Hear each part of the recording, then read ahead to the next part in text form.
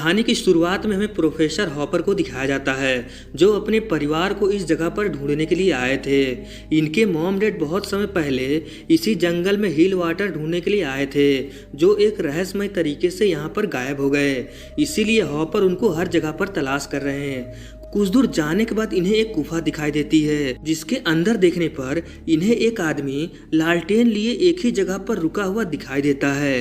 Hopper गुफा के बाहर से आवाज लगाते हैं मगर वो आदमी कोई रिस्पांस नहीं देता। फिर ये घर आकर टायलर और जैकी को सारी बातें बताते हैं और ये भी कहते हैं कि मैं कल उस गुफा के अंदर जा रहा हूँ, जिस पर ये दोनों भी साथ चलने को कहते हैं। टायलर और जैकी प्रोफेसर हॉपर के स्टूडेंट थे मगर हॉपर इन्हें मना करके कहते हैं कि अगर कोई खास चीज मुझे पता चलेगी तो मैं तुम लोगों को भी बुला लूंगा।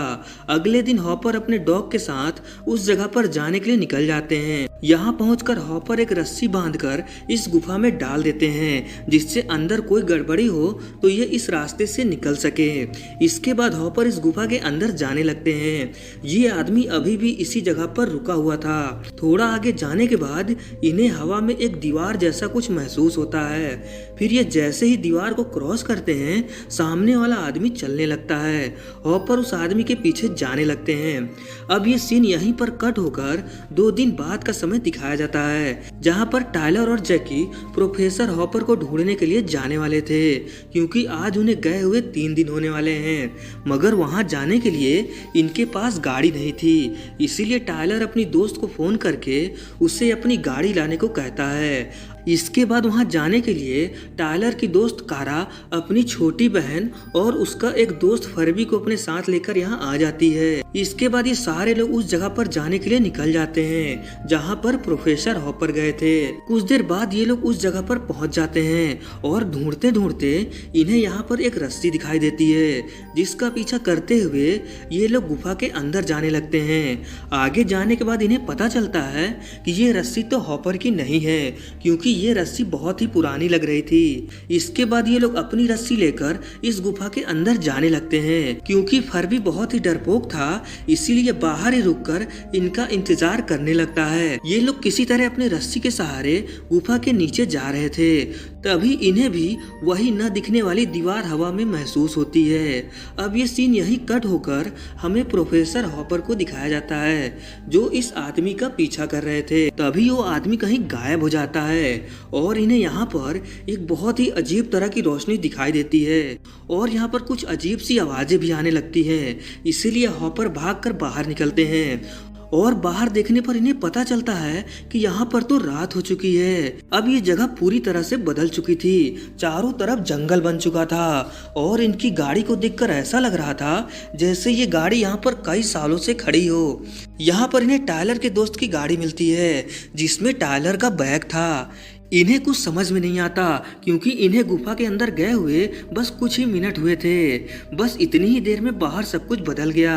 अभी फिर से गुफा के अंदर चले जाते हैं क्योंकि इन्हें लगता है कि टायलर इनको ढूंढते हुए यहाँ आया है। दूसरी तरफ ये चारों इस गुफा के अंदर आ जाते हैं और जैसे ही ये आगे बढ़ते हैं तभी इन्हें भी वही डरावनी आवाज आने लगती है जिससे डरकर ये यहाँ से भागने लगते हैं। लेकिन तभी अचानक से इनकी रस्सी टूट जाती है। रस्सी को देखकर ऐसा लगता है कि इस रस्सी को किसी ने काट दिया। इसीलिए फरबी से वाकी टाकी के जरिए उससे संपर्क करने की कोशिश करते हैं मगर दूसरी तरफ से कोई अजीब तरह का आदमी इनसे कहता है कि प्लीज मेरी मदद करो, मैं फरबी हूँ। ये सुनकर ये लोग और ज्यादा डर जाते हैं क्योंकि ये आवाज फरबी जैसी नहीं थी। कारा की बहन यहाँ पर सब कुछ रिकॉर्ड कर रही थी ताकि ये वीडियो सोशल मीडिया पर डाल सके। अब इनके पास यहाँ से बाहर निकलने का और कोई रास्ता नहीं था। इसीलिए ये लोग गुफा के अंदर जाने लगते हैं ताकि इन्हें बाहर निकलने का कोई दूसरा रास्ता मिल सके। कुछ दूर चलने के बाद इन्हें बाहर से आ रही रोशनी दिखाई देती है। कारा यहाँ से बाहर निकलने के लिए इस पत्थर के ऊपर चढ़ती है मगर तभी इसकी नजर पास में पड़े फरबी की डेड बॉडी पर जाती है। ये देखकर इन सबकी हालत खराब हो जाती है। इसका मतलब फरबी भी इन्हें ढूंढते हुए नीचे आ रहा होगा और तभी किसी ने इसकी भी रस्सी काट दिया जिससे फर्बी अब इस दुनिया में नहीं है। यहाँ पर इन्हें फर्बी का वीडियो कैमरा मिलता है, जिसमें कि वीडियो ये लोग प्ले करके देखने लगते हैं और वीडियो देखकर ये काफी कंफ्यूज हो जाते हैं, क्योंकि फर्बी के रिकॉर्डिंग के अनुसार जब से वो गए हैं तब से बाहर कई दिन बीत चुके हैं। आखिर में भूखा प्यासा फर्बी इन्हें ढूंढने की कोशिश करता है और तभी इसे हॉपर की वो रस्सी मिलती है जो हॉपर ने प्लान बी के लिए छोड़ा था, और तभी अचानक से इसकी भी रस्सी टूट जाती है, जिसके कारण ये गुफा के अंदर गिर जाता है। अब इन्हें पता चलता है कि जब ये लोग फर्बी से वाकी टाकी से बात कर रहे थे तब दूसरी तरफ फर्बी ही था जिसको चोट लगी हुई थी, इसीलिए इसकी आवाज़ क्लियर नहीं थी। तभी यहाँ पर कोई अजीब बोली बोलने वाले इंसान आकर फर्बी को बहुत बुरी तरह से मार देते हैं। इसका मतलब इनके अलावा इस गुफा में और भी लोग हैं। अब इन्हें जल्द से जल्द यहाँ से बाहर निकलना होगा, नहीं तो ये लोग भी मारे जाएंगे। इसीलिए कारा हाथों से ही चढ़कर इस गुफा से बाहर निकलने की कोशिश करती है, और जब कारा किसी तरह इस गुफा से बाहर आती है तब बाहर का नजारा पूरी तरह से बदल चुका था। ऐसा लग रहा था जैसे धरती अब इंसानों के रहने लायक नहीं बची है, क्योंकि कारा को यहाँ सांस लेने में दिक्कत हो रही थी।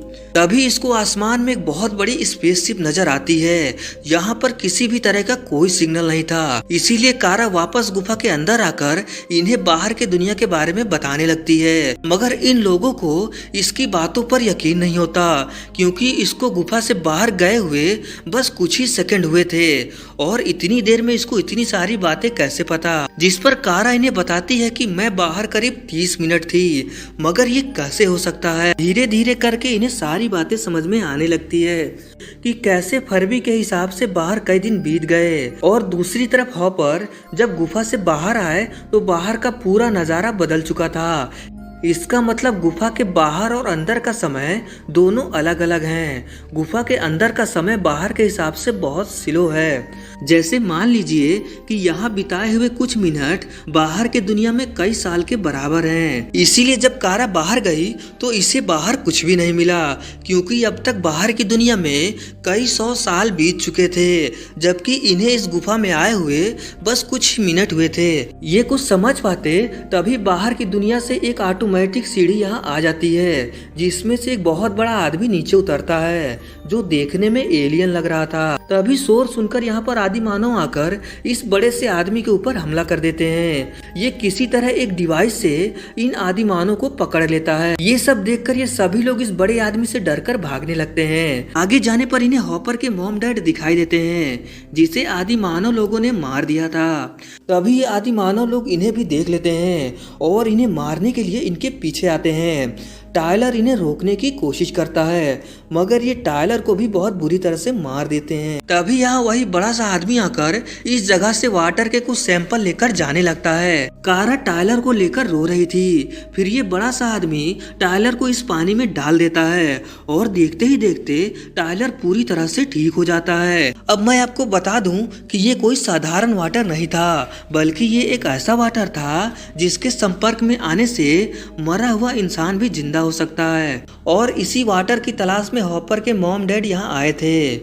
खैर स्टोरी पर आते हैं। जब टायलर दोबारा जिंदा होता है तभी यहाँ पर और भी ज्यादा आदि मानव आकर इस आदमी पर हमला कर देते हैं, जिसमें से एक आदि मानव इसका हेलमेट निकाल देता है। तब हमें पता चलता है कि ये कोई एलियन नहीं बल्कि इंसान ही है।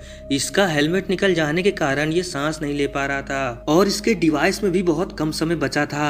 कारा इससे पूछती है कि तुम कौन से साल से आए हो, मगर ये आदमी किसी और भाषा में बात करता है जो इन्हें समझ में नहीं आता। फिर ये इन लोगों को स्कैन करके इन्हें न्यूज दिखाता है, जिसमें दिखाया जाता है कि इनके फैमिली वाले इनको कई महीनों से ढूंढ रहे हैं।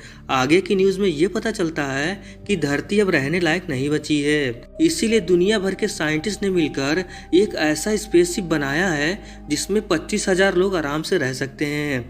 अब कारा को समझ में आता है कि जो इसने बाहर स्पेसशिप देखा था वो यही स्पेसशिप थी। इसका मतलब इन्हें यहाँ आए कई हजार साल बीत चुके हैं। इतना सब दिखाकर ये आदमी मर जाता है। इसके बाद ये फिर से बाहर निकलने का रास्ता ढूंढने लगते हैं। आगे जाने के बाद टायलर को हॉपर मिलते हैं। आदि मानव ने इनके ऊपर भी अटैक किया था। तभी टायलर को यहाँ पर एक और दीवार दिखाई देती है जिसमें बहुत सारे लोग एक ही जगह पर रुके हुए थे। टायलर इसके अंदर जाने की कोशिश करता है, जिस पर हॉपर इसे रोक कर कहते हैं कि अगर तुम उसके अंदर गए तो तुम कभी भी वापस नहीं आ पाओगे, क्योंकि उसके अंदर का समय बहुत ही स्लो है। टायलर इन्हें बताता है कि आप पूरी तरह से ठीक हो सकते हो। यहाँ पर ऐसा पानी है जिससे सारे घाव भर जाते हैं। आपको जल्दी मेरे साथ चलना होगा। जिस पर हॉपर कहते हैं कोई फायदा नहीं, अब मैं नहीं बचूंगा, तुम जल्दी से इन सबको लेकर यहाँ से चले जाओ। इसके बाद टायलर फर्बी के डेड बॉडी को इस हील वाटर में डालकर इसके जिंदा होने का इंतजार करता है। तभी यहाँ बाकी के आदि मानव आकर इन लोगों पर हमला कर देते हैं। इसीलिए जान बचाने के लिए ये लोग उसी इलेक्ट्रॉनिक सीढ़ी से ऊपर की तरफ भागने लगते हैं। मगर इस बार यहाँ कुछ अलग था। ऊपर पानी भरा हुआ था। कारा जैसे ही पानी के पास पहुंचती है तभी उसमें से एक एलियन जैसा हाथ इसको अपनी तरफ खींचने लगता है। तब तक नीचे आदि मानव आ चुके थे, जिसमें से एक आदि मानव इस डिवाइस का बटन दबा देता है, जिससे सभी लोग नीचे गिरने लगते हैं। मगर तब तक कारा ऊपर पहुंच चुकी थी और जब ये नीचे देखती है तब सभी लोग एक ही जगह पर रुके हुए थे और देखते ही देखते पानी के अंदर से कुछ इलेक्ट्रॉनिक केबल आकर इन सबको हवा में ही पकड़ लेती है। तभी उस पानी के अंदर से कारा एक एडवांस जमाने का सूट पहनकर यहाँ आती है और इन सबको अपने साथ पानी के अंदर लेकर चली जाती है। इसके बाद कुछ और केबल इस गुफा के अंदर जाते हुए दिखाई देते हैं। असल में ये केबल इनके बाकी के दोस्तों के लिए था जो अभी भी इस गुफा में थे। अब हमें पानी के ऊपर की दुनिया दिखाई जाती है, जहाँ एक टब में फर्बी को होश आता है और जब ये बाहर देखता है तब इसे पता चलता है कि ये आसमान में एक स्पेसशिप में है। तभी बारी बारी से बाकी के लोग भी यहाँ आ जाते हैं, जिसमें से हॉपर और इनकी फैमिली भी थी। ये लोग काफी कंफ्यूज थे कि ये यहाँ कैसे आ गए और ये कौन सी जगह है, जिस पर ये लोग इन्हें बताते हैं कि बताने के लिए बहुत कुछ है, मगर ज़रूरी ये है कि अभी हम सब साथ साथ हैं। और इसी के साथ ये फिल्म ख़त्म हो जाती है। अब बात कर लेते हैं इसकी एंडिंग को लेकर। तो देखिए, जैसा कि हम जानते हैं कि गुफा के अंदर का समय बहुत धीरे चलता है, लेकिन जब ये गुफा के अंदर होते हैं तब समय इनके हिसाब से ठीक होता है। लास्ट में जब कारा पानी के रास्ते ऊपर आई तब इसने यहाँ के लोगों से बातचीत किया और अपने दोस्तों को बचाने के लिए ऐसे एडवांस केबल बनाए जो समय से परे था। इसीलिए जब कारा वापस गुफा में आई तो इसके लिए ऊपर का समय नहीं बदला, क्योंकि ये केबल से जुड़ी हुई थी। इसे एक उदाहरण से समझिए। आप फ्लैश या क्विक सिल्वर के बारे में तो जानते ही होंगे।